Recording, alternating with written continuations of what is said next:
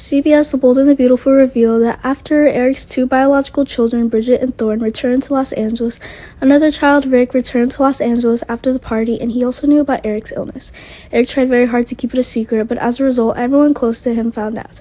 If they don't tell Eric, it's because they're afraid Eric will get hurt. Only Ridge is Eric's adopted son, but is always close to him.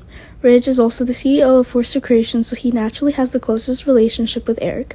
As for Bridget, Thorne, or Rick, they all live and work elsewhere. Rick is the son of Eric and Brooke.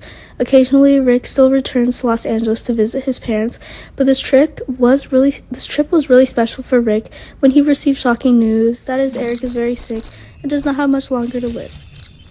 As fans know, Rick really hates Ridge because Ridge stole many things from him, including Caroline, Rick's ex-wife.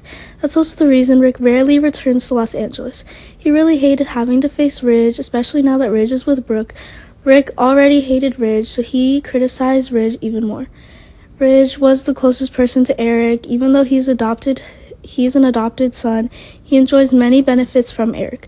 To deserve that, Ridge would have taken good care of Eric. Rick points out that Ridge was terribly selfish and only finding out that Eric was sick when the disease was in its final stages. If Ridge had cared about Eric sooner, everything could have still been saved. If, in return, Rick had been close to Eric, he would have definitely cared more about Eric and soon discovered Eric's health condition. Ridge really couldn't stand being criticized like that by Rick. As a result, Rick and Ridge will get into a fight when their tensions reach the peak.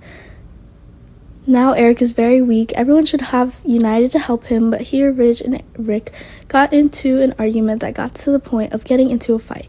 Eric was very disappointed. He always wanted his children to be united. Even though the statuses of his children are different, Eric always treats them all fairly.